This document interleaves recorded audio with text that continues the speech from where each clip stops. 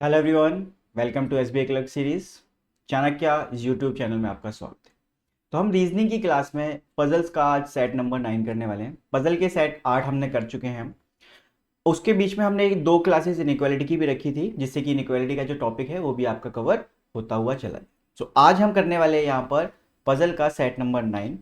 तो पजल का set number 9 क्या है आज देखते हैं और इसको बनाने की कोशिश करते हैं। आज हमारे पास जो क्वेश्चन है वो है ईयर बेस पे।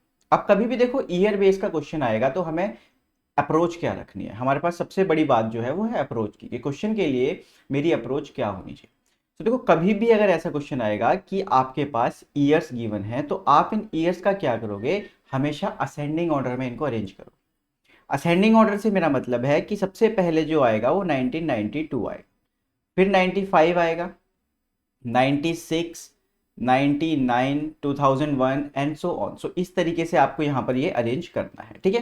तो इसी पेज पे इसको बनाने की कोशिश करते हैं क्योंकि फिर दिक्कत आती है। तो 1992, 95, 96, 99, 2001, 3, 6 एंड देन 10। तो आपको इस तरीके से असेंडिंग ऑर्डर में अरेंज करना है कि पहले जो साल आता है उसको सबसे ऊपर रखेंगे and then next next next, ठीक है। इसके बाद आपको वही सेम बातें रखनी है कि आप इसकी दो कंडीशंस बना के रखोगे, कि दो कंडीशंस हम बनाएंगे कि कौन सी चीज कहां पर होनी चाहिए, राइट। चलिए, तो यहां पर इसको बनाने की कोशिश करते हैं। दो कंडीशंस हम हमेशा लेके चलेंगे, पजल हो चाहे सिटिंग हो, ठीक है। और आई विल ट्राई कि हम सिटिंग भी करें। तो एक बार कमेंट करके जरूर बताना कि क्या हमें सिटिंग अरेंजमेंट की जरूरत है और सिटिंग अरेंजमेंट में हमें किस टाइप के क्वेश्चंस की ज्यादा रिक्वायरमेंट है, ठीक है। चलिए, so you pass school just before P. तो पी से जस्ट पहले यू ने पास किया, तो पी से जस्ट ऊपर यू होगा। P who did not pass in an even number year, तो ये ऑड नंबर ईयर में इसने पास किया है। तो ऑड नंबर ईयर हमारे पास 3 है, 1 है, 9 है और 95। तो हमारे पास काफी सारे ऑड नंबर के ईयर है, तो अभी हम इसे अरेंज नहीं कर सकते। आगे देखते हैं, क्या पता कुछ चीज मिल जाए, ठीक है। चलिए आगे बढ़ते हैं। 3% pass school between U and S. तो यू और एस के बीच में स्कूल 3 लोगों ने पास किया, तो यू और एस के बीच में 3 लोग होंगे। W pass school in either 96 और 2001। तो यहां पे हमें एक चीज पता चल जाती है कि डब्ल्यू या तो यहां पर होगा 96 में या फिर 2001 में होगा। तो ये बात तो 100% श्योर, ठीक है। चलिए, T passed before 2%। T passed before 2% मतलब 2% के पहले पास हुआ है। तो 2% मतलब एक दो, इन दो से ये पहले पास हुआ है, तो इसका मतलब है कि टी जो है वो 2003 में पास हुआ है। तो इस तरीके से हमें ये बात माननी है, ठीक है, कि टी पास्ड बिफोर 2%, तो 2% से पहले वो पास हुआ। We passed 7 years before P. तो जो वी है उसके और किसके बीच में, हमारे पास पी के बीच में 6 साल का गैप आएगा। अब इसमें ये बोला पी पास 7 years बिफोर, तो इसका मतलब है कि वी ऊपर आएगा, ठीक है। तो अब हम यहां पर देखते हैं कि 7 साल का गैप किस किस के बीच में है, उस अकॉर्डिंग हम यहां पर बना सकते हैं। तो अगर मैं 92 में मानता हूं वी को, तो मेरा जो पी है वो 99 में होना चाहिए, तभी 7 साल का गैप आएगा। बट यहां पे जगह है, ठीक है। तो या तो ये हो सकता है कि वी यहां पर हो और पी यहां पर हो। बट अगर पी यहां पे आएगा तो जस्ट ऊपर यू नहीं आ पाएगा, तो ये वाली कंडीशन तो नहीं हो सकती, ठीक है। चलिए, अगर मैं यहां पे मानता हूं कि 95 पे है वी, तो पी को यहां कहां पर होना चाहिए, मेरा 2002 में होना चाहिए, राइट। बट यहां पर 2002 है ही नहीं, तो ये वाली बात भी गलत हो जाएगी।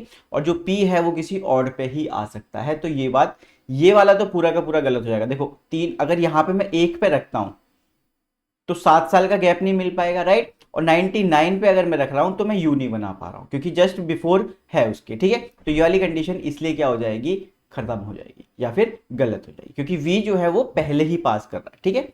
चलिए, अगर अब मैं वी को यहां मानता हूं तो 99 पे पी आ सकता है, यस, और कोई ऑप्शन बचता भी नहीं है मेरे पास, राइट। तो पी के जस्ट ऊपर यू है, तो यहां पर मेरे पास क्या आ जाएगा, यू आ जाएगा। तो ये वाली कंडीशन मेरी बन गई और ये वाली कंडीशन भी मेरी बन गई। तो यहाँ पे कंडीशन की जो अप्रोच थी वो लास्ट वाली लाइन पे जाके हमारे पास मिलती है, क्यू पासिस बिफोर आर। तो जो क्यू है वो आर से पहले पास करता है, ये हमारी लास्ट लाइन। अब हमारी सारी कंडीशंस बन चुकी हैं, यू और एस वाली बात बनती है, तो उसको हम बना सकते हैं। तो 1 2 3 यहां पर मेरा एस आ जाए, राइट। अब लास्ट लाइन में कहा कि क्यू पास बिफोर आर, तो Q ने पहले पास किया होगा R से, तो R सबसे नीचे और Q उसके थोड़ा सा ऊपर, या फिर जो जगह बची है वो। तो ये हमारा जो होगा वो होगा फाइनल अरेंजमेंट। तो एसबीआई क्लर्क के अंदर आपको ऐसे ही क्वेश्चंस मिलने वाले हैं, इजी भी होगा और थोड़ा सा ट्रिकी हो सकता है कि आपको लास्ट लाइन तक थोड़ा सा वेट करना पड़ेगा बनाने का, क्योंकि अभी जब भी हमने ये क्वेश्चन किया तो हमें लास्ट लाइन तक वेट करना पड़ा, हमें कुछ मिल नहीं रहा था, राइट। चलो तो अब इसके क्वेश्चन देखते हैं। Find the odd one out, तो VUSRQ, VUSRQ उसने बोला है, तो VUSR और ये Q है। तो देखो अब जब ऑड वन आउट की बात होगी, ईयर्स वाली बात है, तो इसमें आपको देखना है कि ऑड नंबर ईयर है या इवन नंबर ईयर है, राइट। सो V की बात करें इवन है, Q की बात करें ऑड है, U इवन है, S इवन है, R इवन है। तो ऑड पे है हमारे पास Q, तो जो Q है वो बिल्कुल अलग है क्योंकि वो ऑड नंबर ईयर में है उसका बर्थ या पास हुआ है वो, तो इसलिए Q जो होगा वो हमारा ऑड वन आउट हो जाएगा। क्लियर। चलिए सेकंड क्वेश्चन देखते हैं। Who passed school immediately after T, तो टी के जस्ट बाद किसने पास किया है, यहां पर एस ने पास किया है। सो आंसर क्या हो जाएगा मेरा, option number C, S is the correct answer. ठीक है। चलिए who was the first one to pass the school, तो पहले किसने पास किया, वी ने पास किया, तो option number B is the correct answer. Option number B is the correct answer की ऑप्शन वी, राइट। चलिए next question. How many persons passed after W, तो डब्ल्यू के बाद कितने लोगों ने पास किया है वो यहां पर काउंट कर लीजिए, 1 2 एंड देन 3। तो मेरा आंसर कितना हो जाएगा 3। क्या ऑप्शन है, yes, option number C, 3 is the correct answer. So मेरा आंसर हो जाएगा ऑप्शन नंबर सी, 3, राइट। चलिए नेक्स्ट देखते हैं। Who passed 7 years before T, तो टी और जो भी होगा उसमें 7 साल का गैप होना चाहिए। तो यहां पे देख लेते हैं टी कहां पर है, ये है, और 7 साल का अगर मैं गैप बनाता हूं 2003 से, तो 1996। तो 1996 में हमारे पास कौन है, यू। तो हमारा जो आंसर हो जाएगा वो हो जाएगा option number A, U. Option number A, U is the correct answer. So इस तरीके का आपको एसबीआई क्लर्क के अंदर एजिस का या फिर ईयर बेस्ड क्वेश्चन आपको वहां पर देखने को मिल सकता है, राइट। तो आज की क्लास पजल नंबर 9 यहीं पर समाप्त होती है, और अगली क्लास में फिर से एक और पजल के साथ आएंगे। तो आप हमारे साथ बने रहिए और अपना ध्यान रखिए और कंसिस्टेंटली प्रिपेयर करते रहिए। Thank you.